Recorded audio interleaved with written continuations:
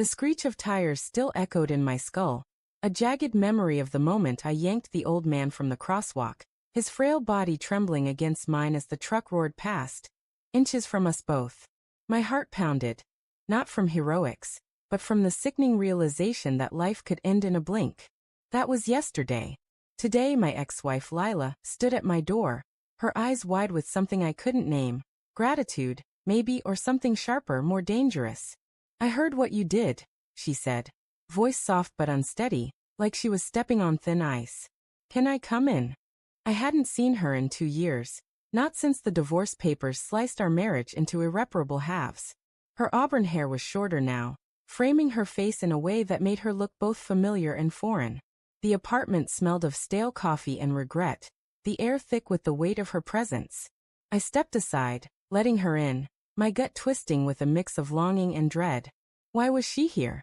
The news about the old man had spread. Local hero, they called me, but Lila wasn't one for sentimentality. She wanted something. She sat on the edge of my couch, fingers twisting the strap of her purse. "You saved his life, Ben," she said, her gaze flicking to mine then away. "That man, he's important to me." Her words landed like a punch, vague but heavy. Important how? My mind raced, conjuring images of her with someone else, someone older, someone I didn't know. I pushed the thought down, telling myself it was paranoia. The old wounds of our marriage festering again. "Who is he?" I asked, my voice tighter than I meant it to be. The room felt smaller, the walls closing in with the hum of the refrigerator in the background.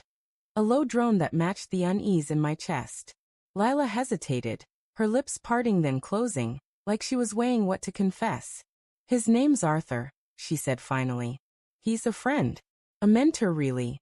He helped me through some dark times after we—" She stopped, her eyes darting to the floor. "After we split," she meant. The words hung unspoken, sharp as broken glass. I nodded, swallowing the bitterness rising in my throat. A mentor? Sure. But the way her voice cracked, the way her hands trembled just slightly, there was more. I wanted to believe her, wanted to think this was just her being grateful, but the old doubts crept in, the ones that had poisoned our marriage. Lila had always been good at half-truths, at saying just enough to keep me guessing. "Glad he's okay," I said, forcing a neutral tone. "But why are you here? You could have called." My eyes searched hers, looking for the Lila I'd loved, the one who'd promised forever before everything unraveled. She looked away, and that small gesture felt like a betrayal all over again. "I needed to see you," she said, her voice barely above a whisper. "To thank you in person. And to talk." Her fingers tightened on the purse strap, knuckles whitening. The air grew heavier, charged with something unsaid.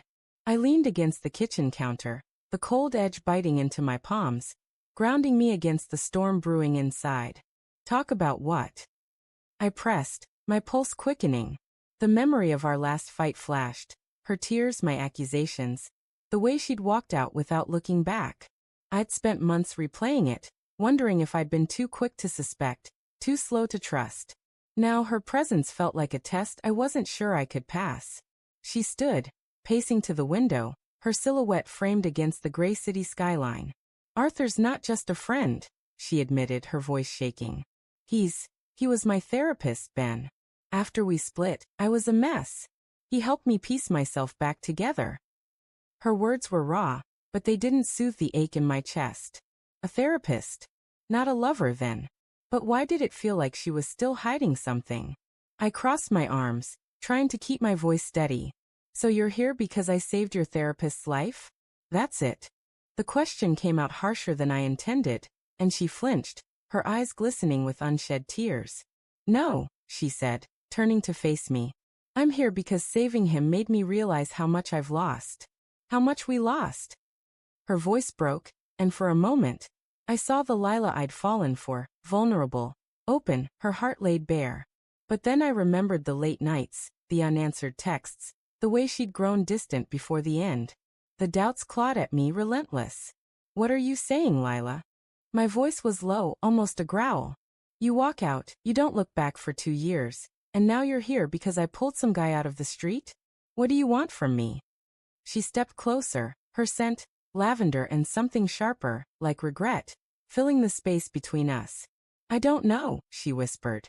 I saw your name in the news, and it hit me. I never stopped loving you, Ben. Even when I messed it all up. Her words were a knife, twisting in my chest. Love.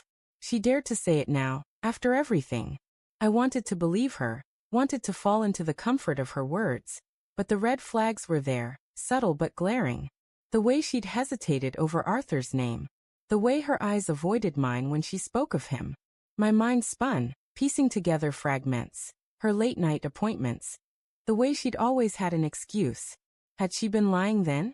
Was she lying now? Messed it up how? I asked, my voice cold, each word deliberate. The room felt like it was tilting, the walls pressing in as the truth loomed closer, inevitable. She swallowed hard, her hands shaking now. I wasn't honest with you, she said, her voice barely audible. Not about Arthur. Not about a lot of things. My heart stopped, then thudded painfully. The confession was coming, slow and agonizing, like a wound reopening. What things?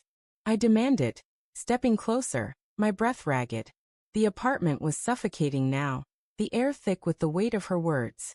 Arthur wasn't just my therapist, she said, tears spilling down her cheeks. We got too close. It wasn't planned, Ben. It just happened. I was broken and he was there, and she choked on a sob, but I barely heard it over the roar in my ears. You slept with him. I said, not a question but a statement, the truth slamming into me like that truck yesterday. My hands clenched, nails digging into my palms. The betrayal wasn't new, not really. I'd suspected, I'd feared, but hearing it, knowing it, was a fresh kind of hell. It wasn't like that, she cried, reaching for me, but I stepped back, the space between us a chasm now. It was a mistake, Ben. I ended it. I swear I ended it. When? I spat, my voice shaking with rage and heartbreak. Before or after you left me? Before or after you let me think I was the one who broke us? She crumpled, sinking onto the couch, her face buried in her hands. After, she whispered. I didn't know how to tell you. I didn't want to hurt you more. I laughed, a bitter, hollow sound. Hurt me more. As if that were possible. The room spun, the memory of the old man's grateful eyes replaced by Lila's tear-streaked face. I'd saved Arthur's life. And in doing so, I'd unearthed the truth that shattered mine. The irony was cruel, poetic. I'd pulled a man from death only to face my own kind of annihilation. Why now? I asked, my voice raw, barely holding together. Why tell me now? Because you deserve to know, she said, looking up, her eyes pleading. And because I can't keep running from it. I thought I could move on, but seeing you in the news, it brought it all back. I still love you, Ben. I know I don't deserve you, but I had to try. Her words hung there, a lifeline I couldn't reach for. Love. Trust. They were ashes now, scattered by her confession. I turned away, staring out the window at the city's gray haze, my chest tight with the weight of it all. I'd saved a life yesterday, but today, I couldn't save what was left of us. Get out, I said quietly, my voice steady despite the storm inside. She sobbed, a broken sound, but I didn't turn back. The door clicked shut behind her, and the silence that followed was louder than any scream.